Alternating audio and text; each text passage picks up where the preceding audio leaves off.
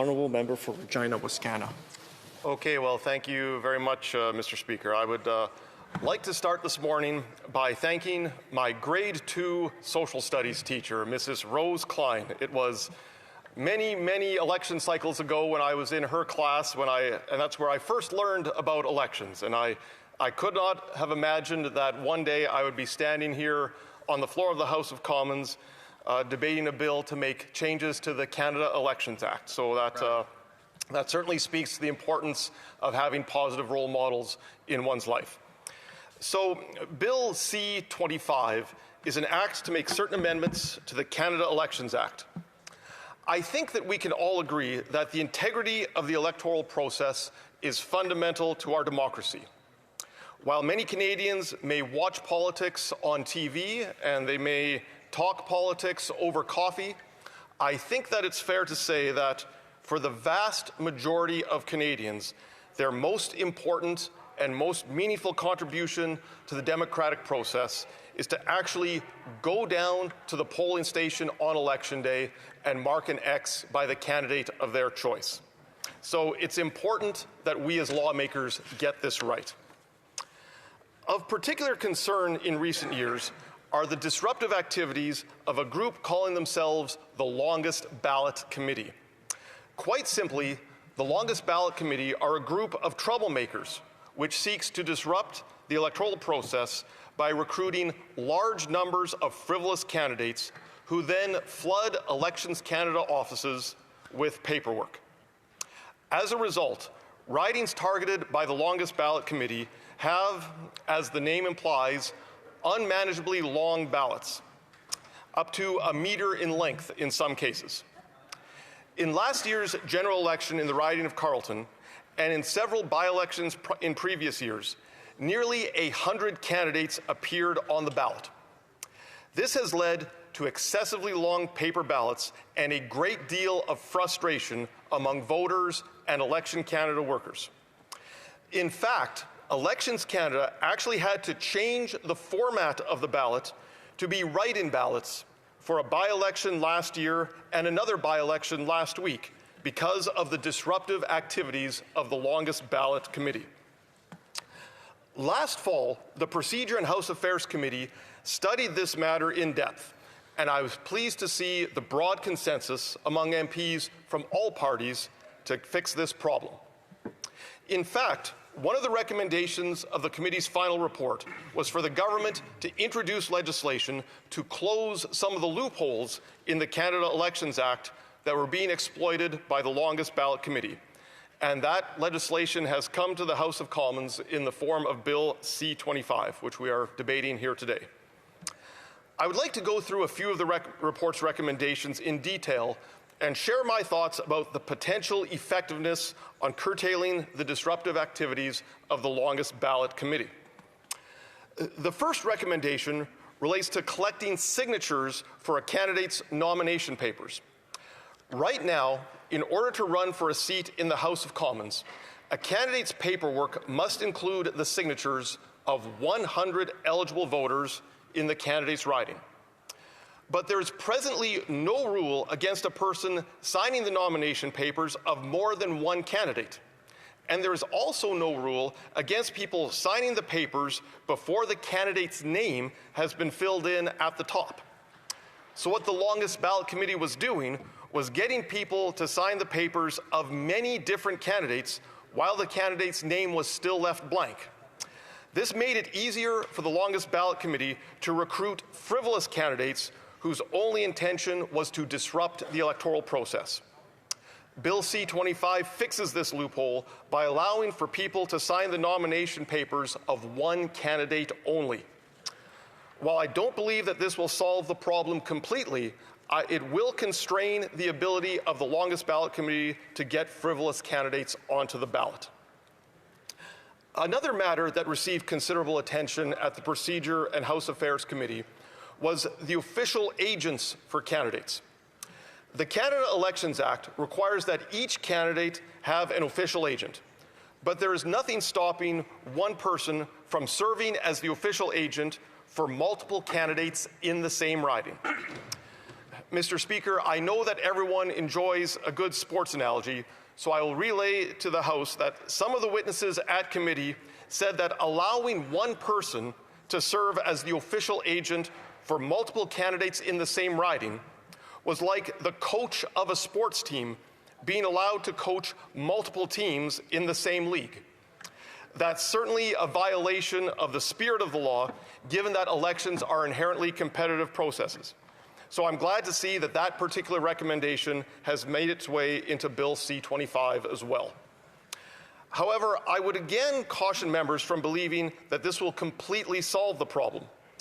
Indeed, in last week's by-election in Terrebonne, which was one of the ridings targeted by the Longest Ballot Committee, the Longest Ballot Committee did have unique official agents for almost all of the candidates.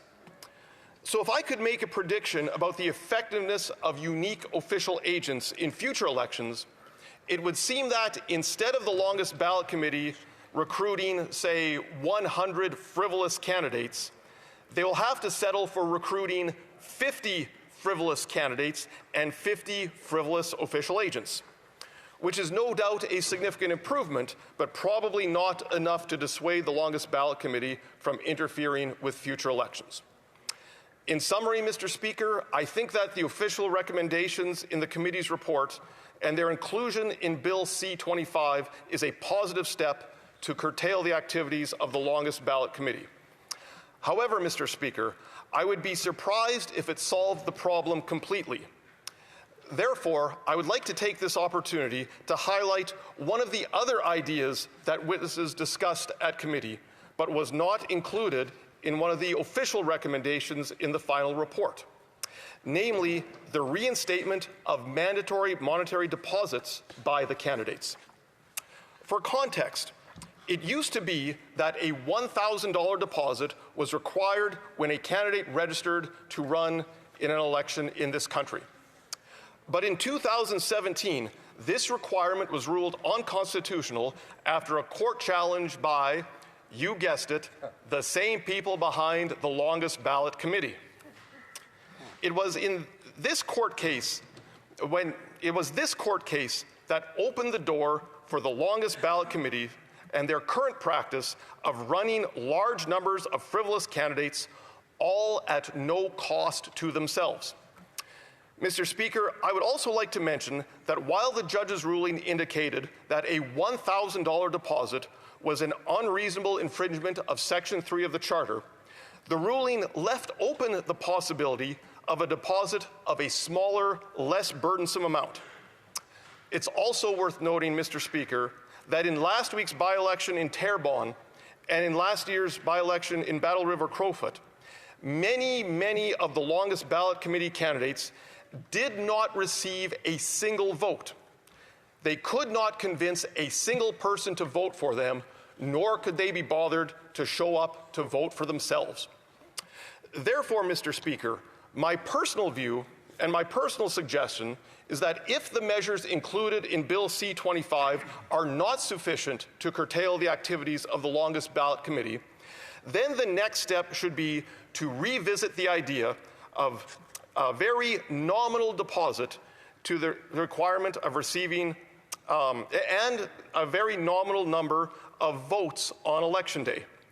Doing so would cause frivolous candidates to think twice before reaching into their wallets, while at the same time respecting the charter rights of non-frivolous candidates.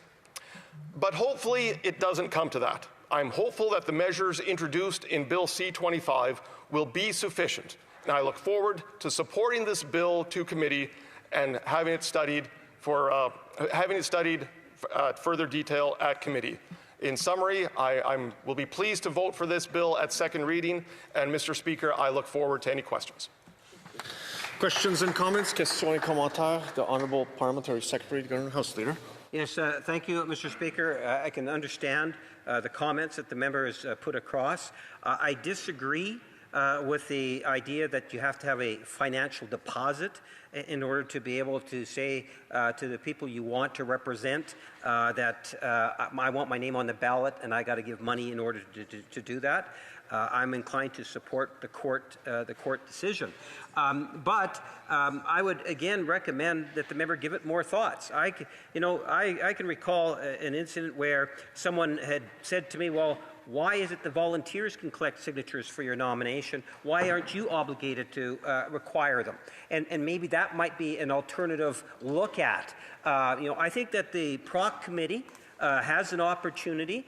I think the sooner that we can get the legislation off to a committee, but on second reading, I often promote getting bills to committee. I have to give a chance to the member for Regina Wascana to respond.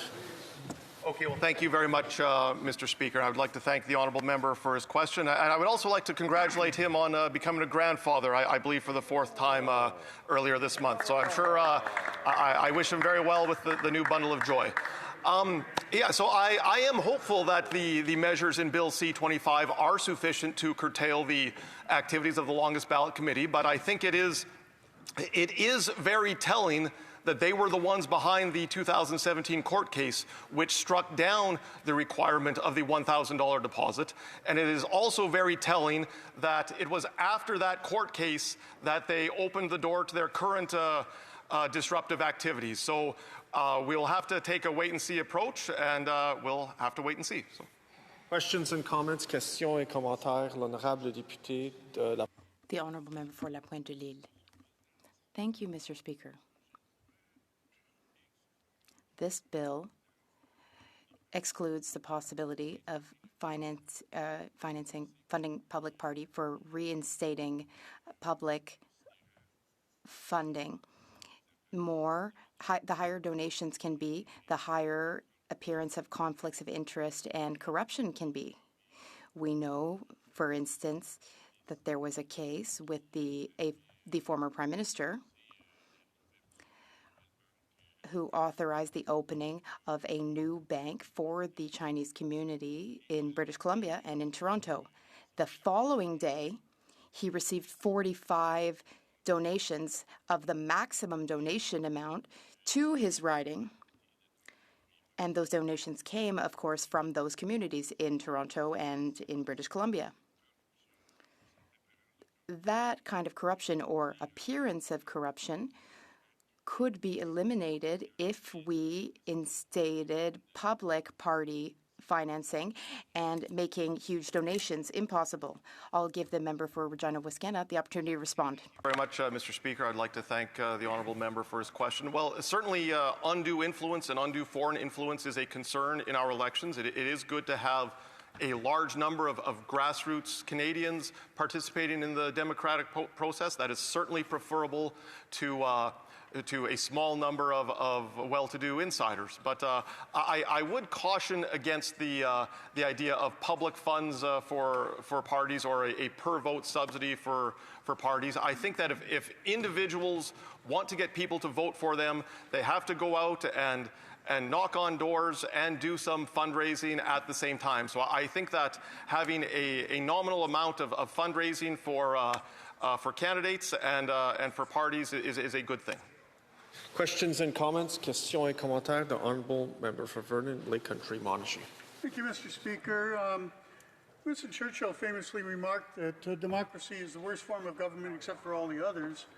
And the parliamentary system is not a perfect system. It's only as good as the actors in it.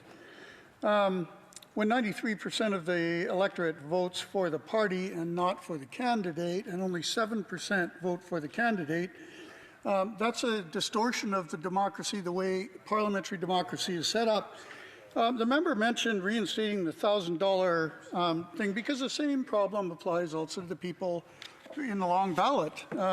What they're doing is doing this. So I was wondering if the member could talk about the $1,000 reinstatement. Interrupt the member to let the member for Regina Wascana respond in less than 30 seconds. Yes, and I should be clear that I am hopeful that the measures included in Bill C-25 are sufficient to curtail the activities of the Longest Ballot Committee. If they are not, then we will be right back here looking, scratching our heads and looking for new ways to curtail their activities. I think that the mandatory deposits are the most promising way given the past activities of the committee. Resuming debate, reprise de débat.